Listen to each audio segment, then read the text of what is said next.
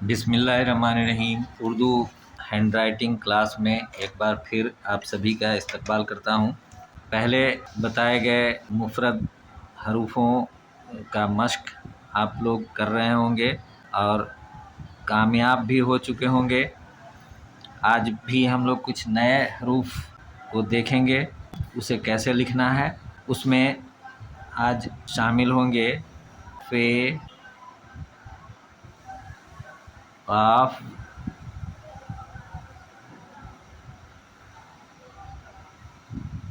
काफ, लाम, मीम। हम लोग इन हरूफ को आज लिखना आप लोग सीखेंगे।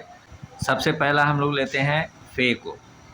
फ़े का यह हिस्सा वाव का हिस्सा होता है और बाकी हिस्सा बे होता है, बे का हिस्सा होता है। तो इसमें कुछ बहुत ज़्यादा बड़ी बात नहीं है।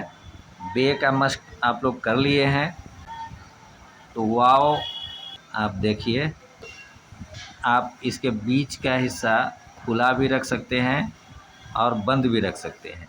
अगर छोटा छोटा लिख रहे हैं तो कोशिश कीजिए कि इसको हम लोग बंद ही रखें, ऐसे भरा हुआ। लेकिन अगर हम बड़ा लिख रहे हैं तो पेन से जब लिखेंगे तो बीच का हिस्सा खुला रहेगा ही, तो उससे कुछ फ़र्क नहीं पड़ता है। जब हैंड राइटिंग लिखेंगे हम लोग बॉल पॉइंट पेन से लिखें या नीब वाली कलम से लिखें तो ये बीच का हिस्सा खुला रहेगा। जब आप खत्ताती सीखेंगे, ख़त नस्तालिक सीखेंगे, उर्दू खत्ताती, तो उसमें बीच में खुला हुआ नहीं रहता है। जब अरबी खत्ताती सीखेंगे तो उसमें बीच में खुला हुआ मिलेगा, और नहीं तो उर्दू खत्ताती में आप देखें वाव की बनावट कैसे होती है।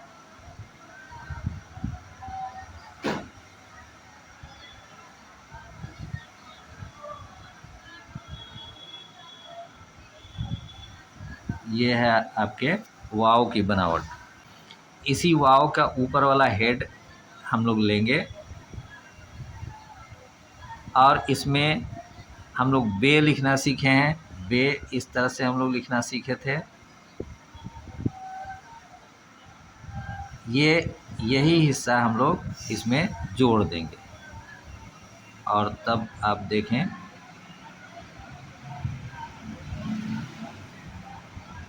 यह जो वाव वाला हेड है उसके ठीक ऊपर हम फे का नुक्ता डालेंगे। तो देखिए फे कुछ मुश्किल नहीं है, ये वाव की बनावट। और इस बनावट में भी हम लोग ख़ास ध्यान रखेंगे कि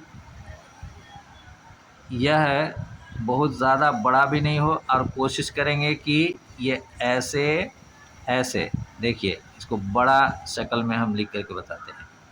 ये ऐसे अगर हम लोग बनाएं तो ज़्यादा अच्छा रहेगा, चाहे छोटा में बनाएं या बड़ा में बनाएं, इस तरह का। तो ये कोशिश करेंगे कि यहाँ से ऐसे सीधा खींचे और ऐसे ला करके हम लोग इसको पूरा करें, ठीक है। तो ऐसे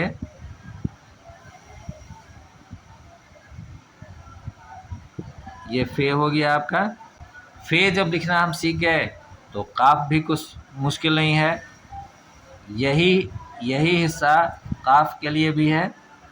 देखिए अब यहाँ से हम लोग इतना नीचे ला करके और दायरा, जो सीन में स्वाद में दायरा बनाना सीखे हैं, बस वही दायरा हम लोग को खींच देना है।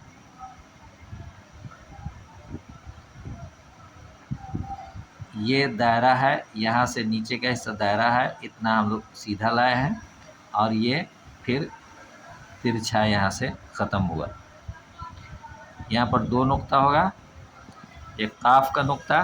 तो फे और काफ आप सीख गए। एक और काफ को आप जान लीजिए,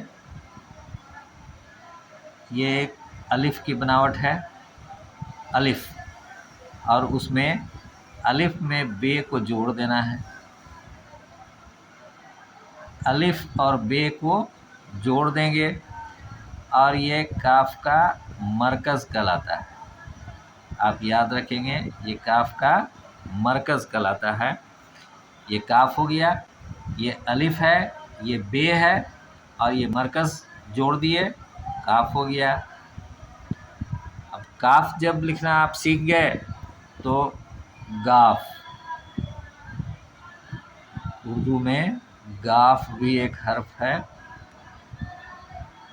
एक मरकज़ काफ के लिए और दो मरकज़ गाफ के लिए। इस बात का सिर्फ ध्यान रखना है कि पहला मरकज़ जो अलिफ में सटा हुआ रहेगा वो थोड़ा बड़ा रहेगा और दूसरा मरकज़ जो उसके ऊपर रहेगा वो छोटा रहेगा और दोनों मरकज़ पैरेलल होगा।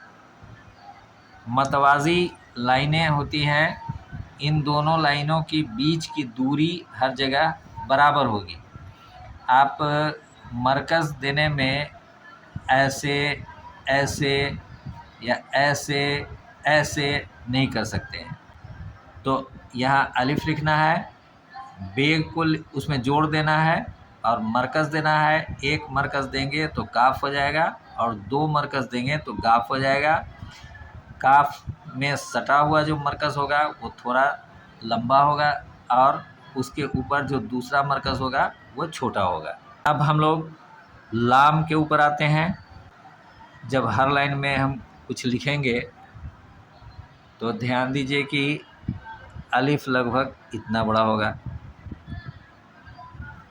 उससे थोड़ा सा कदरे ज़्यादा लंबा अलिफ लाम के लिए होगा और उसमें हम लोग दायरा को जोड़ देंगे, ये लाम हो जाएगा। जब आप एक लाइन छोड़ करके लिखेंगे तो लाम इतना बड़ा लिखेंगे और जब हर लाइन में लिखेंगे तो लाम इतना बड़ा लिखेंगे और हर लाइन में लिखने के लिए अलिफ इतना बड़ा होगा और एक लाइन छोड़ करके जब लिखते हैं तो अलिफ इतना बड़ा लिखते हैं। यही फ़र्क है अकेला अलिफ में और लाम में जो जुड़ा हुआ है। यहाँ से यहाँ तक ये अलिफ है, यहाँ से यहाँ तक अलिफ है और इसके बाद इसमें दायरा जोड़ा गया है। छोटा लाम जब आप हर लाइन में लिखेंगे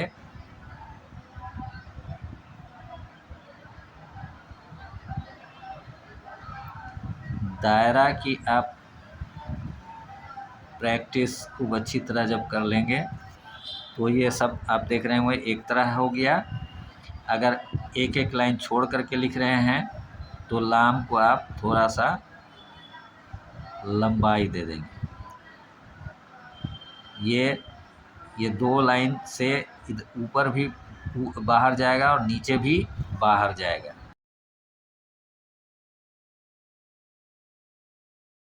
ठीक है, अब आए हम लोग मीम के ऊपर। हम जब अकेला मीम लिखेंगे तो आप ध्यान दीजिए, मीम लिखने में अक्सर लोग गलती करते हैं। जैसे तैसे मीम को लिखते हैं। आप ये देखिए, एक हम तिरछा ऐसे खींचे और यहाँ से ऐसे, ये देखिए ये एक आर्क की तरह है गोल और यहाँ से हम इसमें अलिफ जोड़ देंगे। देखिए मीम का ये तीन हिस्सा है। मीम को लिखने में ऐसे गोल करके मीम आप नहीं लिखिए। बड़ा लिखना हो छोटा लिखना हो, हाँ बड़ा लिखना हो तो आप इतना कर सकते हैं कि इसको आप यहाँ से मिला दीजिए या यहाँ इसको भर दीजिए। जब हर लाइन में आप मीम लिखेंगे तो बस ये इसको आपको हम बड़ा करके बताते हैं। ये ऐसे हम खींचते हैं और फिर ऐसे, ये देखिए मीम को लिखने में हम लोग यही करते हैं। अब इतना बड़ा मीम जिस दिन आपको लिखना पड़ेगा तब वो तो या तो पोस्टर होगा या कुछ और, तो उसमें इतना बड़ा मीम को पूरा कैसे करेंगे, तो वो पूरा ऐसे होगा,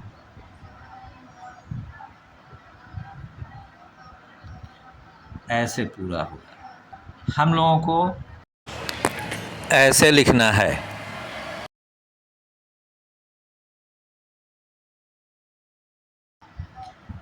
आप यहाँ देखिए, जब हमको हर लाइन में लिखना होगा, हर लाइन में लिखना है, तो हम मीम को ऐसे लिखेंगे। जब एक लाइन छोड़ करके आपको लिखना है तो थोड़ा सा बड़ा,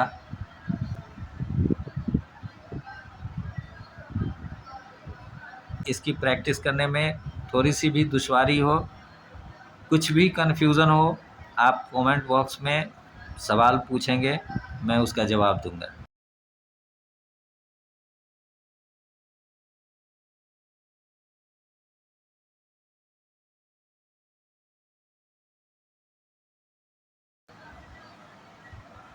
ऐसे, तो ये सिरा लाम के उल्टा लाम के जैसा घूमेगा और ये यहाँ से मिल जाएगा, ये ऐसे मीम हो जाएगा। तो यहाँ से आप देख रहे होंगे कि अगर मोटा पेन है तो ये ऐसे आता है और ऐसे आता है, ऐसे आता है, ऐसे आता है।